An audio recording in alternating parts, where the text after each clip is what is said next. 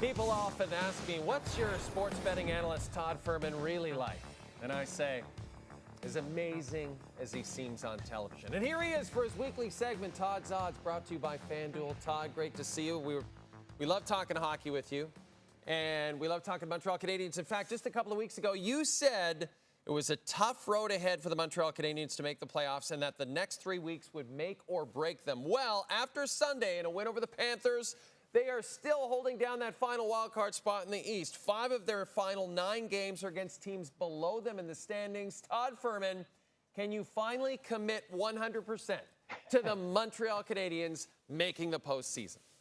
The answer to that, Jay, is 110%. Absolutely not. And I wish I could say that in French, but it's a language that I don't speak all that fluently. But full credit to the Montreal Canadiens for being able to put themselves in a position where they can control their own destiny down the stretch. You look at how they performed late last week, losing to the moribund Philadelphia Flyers in the first game without Coach Tortorella behind the bench. But apparently all Montreal needs in front of them is the Florida Panthers, because they've beaten the Panthers not once, not twice, but 3 times this season and held the defending Stanley Cup champions in check. I love what I'm seeing from this young roster, playing meaningful hockey deep into April, or what we think will be the case. Lane Hudson making a compelling case to be the heavy favorite now to take home the Calder. Goaltending's been a little bit erratic, but Montreal, no doubt, has put themselves in a great spot. I'm not sure I'm running to take right around plus $1.65, though, for them to shore up one of those final wildcard spots. Todd, that leads me to the most intriguing current subject that you and I talk about on a regular basis, the disrespect that the Winnipeg Jets get from the betting community. They are in the driver's seat for the President's Trophy. They've been incredible all season, and yet they are the 9th. They have the 9th best odds to win the Stanley Cup at 11-1. And this is the weirdest part. Connor Hellebuyck, currently a co-favorite with Connor McDavid, to win the Conn Smythe Trophy, awarded to the most valuable player in the playoffs. Help us make sense of this, Todd Fuhrman.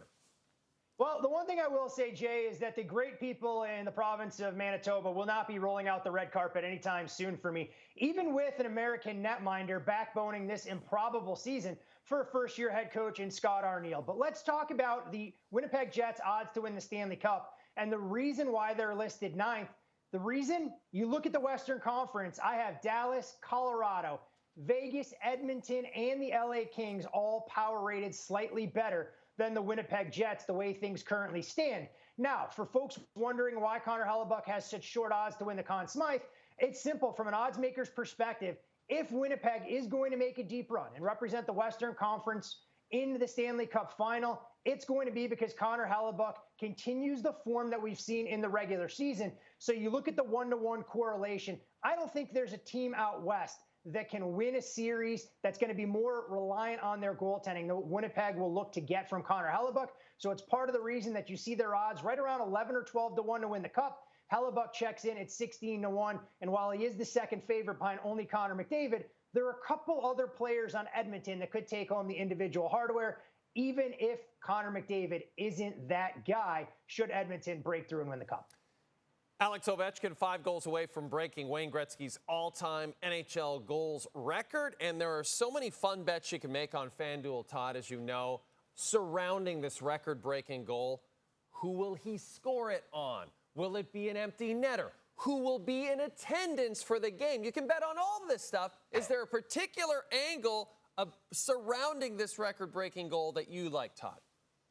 You know, Jay, I'm a simple man who lives by his numbers more often than not, but I also love a great narrative in sports when opportunity presents itself. And it's almost as though the hockey gods have put that in front of us when you look at the Washington Capitals' remaining schedule. And oh, by the way, just happen to see who their regular season finale is against.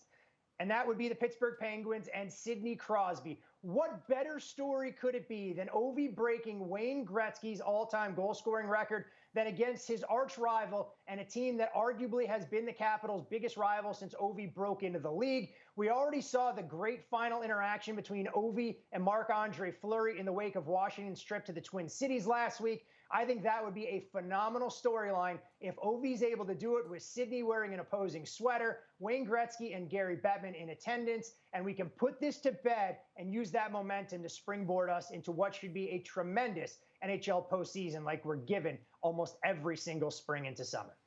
And Todd, my last one for you. All 4 number 1 seeds have made it to the Final Four in the men's NCAA tournament. You've been a big believer in Houston all along. We've been talking about the Cougars all along and how much you love them. They faced Duke on Saturday. Are you sticking with your Cougars to make it to the final?